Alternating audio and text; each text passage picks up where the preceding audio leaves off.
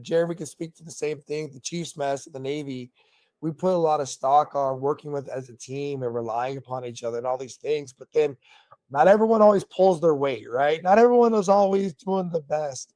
And it becomes hard because it's like we're sitting at the same table, we're eating the same food, we're getting the same things. I don't see you doing with me the things that I'm doing. And then one of our rules, at least one of the rules that I held the line on at my Chiefs mess, especially when I was the Master Chief, was you don't ask for help until you've done everything possibly in your power to get there on your own steam, on your own power, and you've exhausted pretty much all the options. If help is always your first answer, I've got a problem with that because everybody's busy, everybody's got a job, we all got stuff to do, and we've all got things. And there's just some people that are always like, help me, help me, help me, help me, help me. And I had to block a few.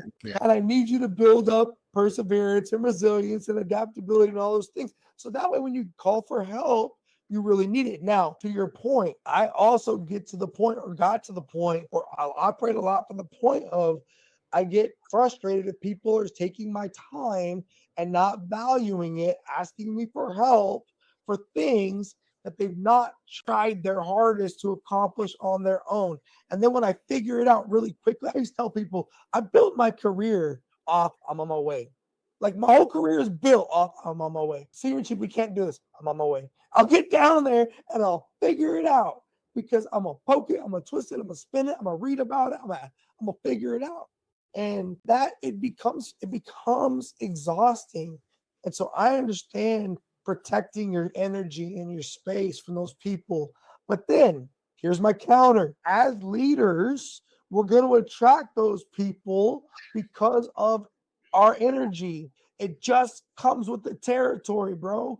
And if you don't want to lead people in that regard, then you got to be cautious with what you believe your calling is. You might not be meant to be a leader.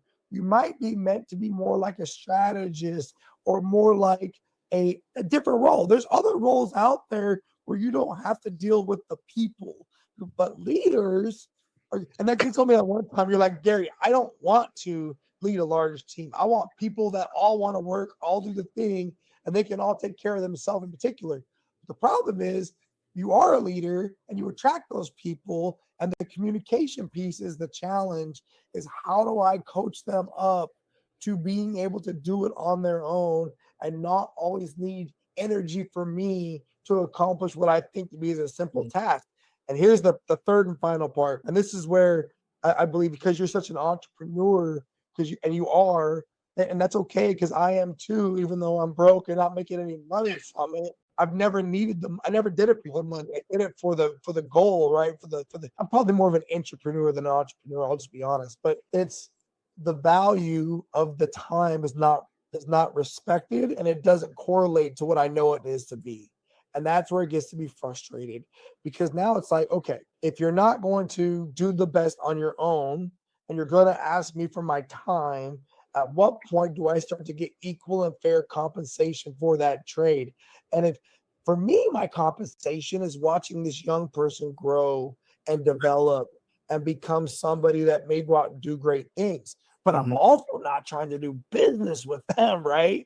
And I can have a lot of grace for them. When I was in the military, it was coaching them up and seeing them get rank and find success or whatever it was. But then there'd be other people that I would say, you and I are never having this conversation again. And unfortunately, I've even had this conversation with some of my students where I've said, you and I are never going to have this conversation again. I am not going to continue having the same conversation over and over again and expecting a different result. I'm not crazy, right? And I'm going to call you on it right now. Send me the unedited version of today's whole video so I can forward it to about 3,000 people.